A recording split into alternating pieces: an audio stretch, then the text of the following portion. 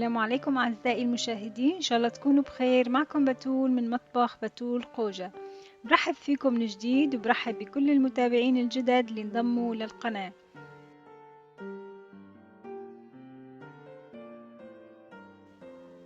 وصفتنا لليوم هي خبز الزيتون اليوناني. رح أقدم لكم إياها بطريقة سهلة وسريعة وكمان صحية. تابعوني للأخير مشان تشوفوا المكونات وطريقة التحضير وشان تذوقوا أطيب خبز زيتون يوناني.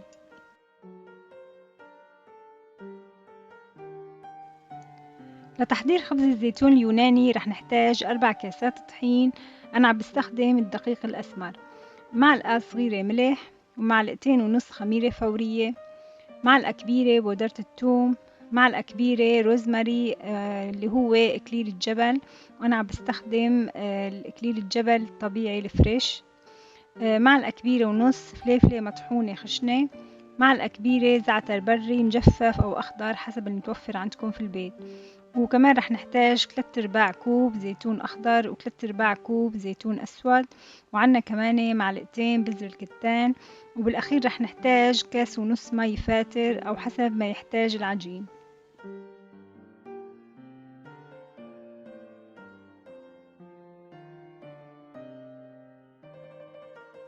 رح نبلش أول شي بتقطيع الزيتون. رح أقطع الزيتون لشرايح أو حسب المقاس اللي انتو بتحبوه. رح أقطع الزيتون الأسود بالأول وبعدين رح نقطع الزيتون الأخضر.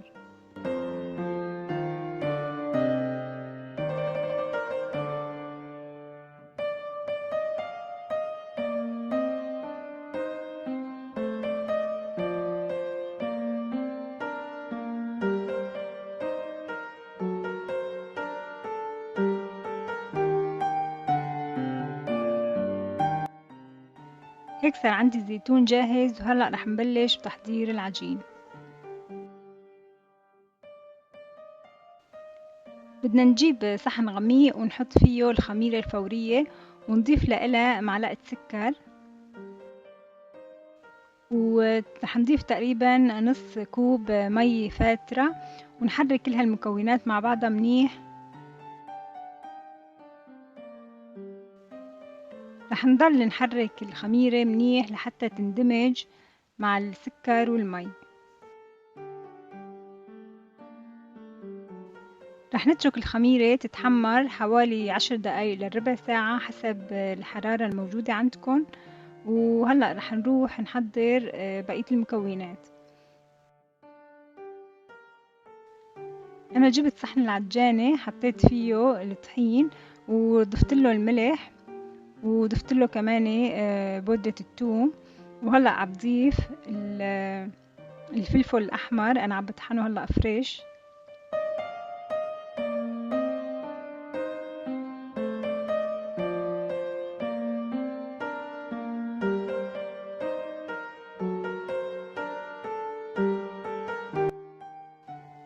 هلأ عم بضيف الزعتر الأخضر، إذا في عندكم فريش فيكم كمان تستخدموه.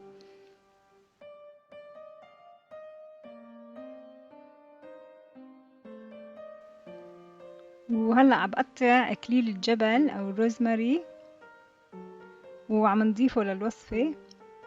طبعا إذا عندكم فريش بيكون أفضل لأني رح يعطي كتير ريحة ونكهة طيبة للخبز.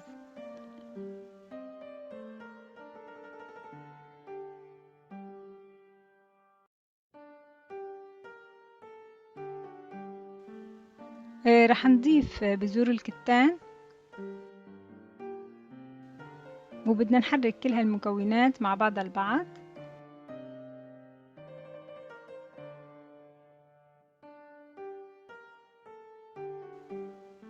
هيك صارت عندي الخميرة جاهزة مثل ما شايفين، نفشت عندي وكمان ظهر على وشها فقاقيع.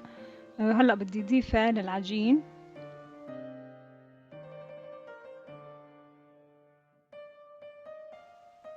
بعد ما ضفت كاسة مي فاترة للعجين وحطيتها بالعجانة طلعت معي بهالشكل هذا اللي انتو شايفينه.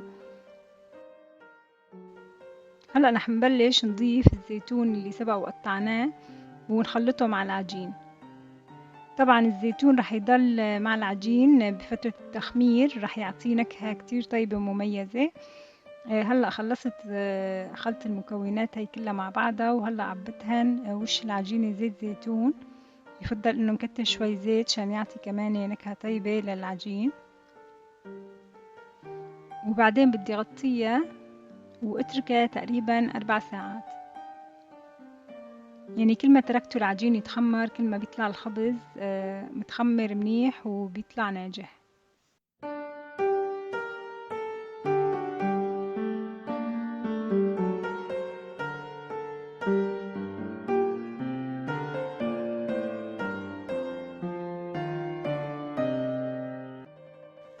هذا هو العجين بعد تخمير 4 ساعات.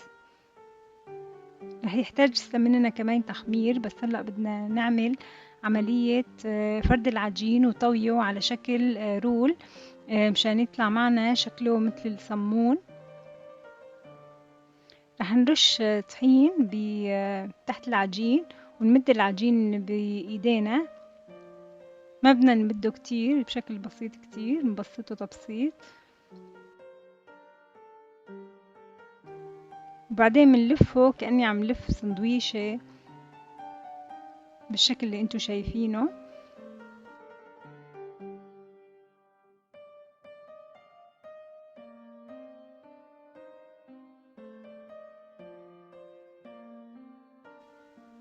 هلأ بدنا نجيب قطعة قماش تكون عنا نظيفة ونحط فيها العجين ونغطيها ونتركها كمان حوالي ساعة لساعة ونص.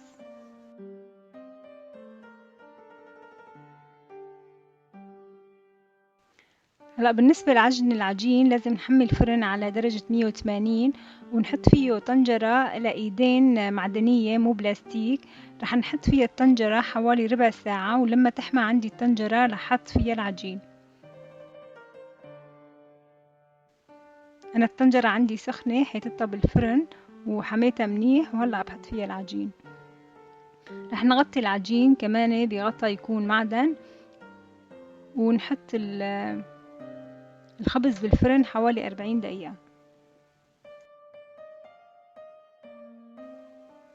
بعد حوالي 40 دقيقة استوى عندي الخبز، وهلأ بدي شيل الغطا وحمره من على الوش. كمان رح اتركه حوالي 10 دقايق ربع ساعة مع المراقبة.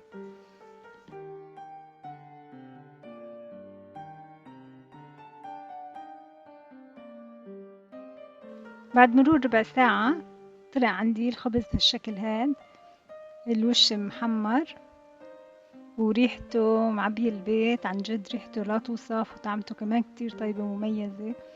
أنا بصراحة ما بلحق أعمله في البيت، بعد تقريبا ساعة أو ساعتين بكونوا الولاد قضوا عليه، بحبوه كتير، بحبوا كمان ياكلوا جنبه زعتر.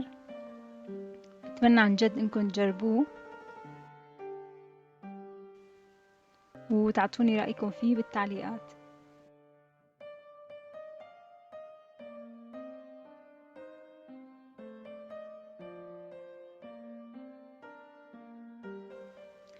بتمنى وصفة اليوم اللي هي الخبز الزيتون اليوناني تكون نالت إعجابكم، وإذا عجبتكم الوصفة لا تنسوا تشاركوها مع أصدقائكم، وإذا ما لكم مشتركين بالقناة يا ريت تشتركوا بالقناة وتفعلوا زر الجرس عشان توصلكم دائما فيديوهاتي الجديدة. وبشوفكم دايما على خير. كانت معكم بتول من مطبخ بتول قوجة، والسلام عليكم.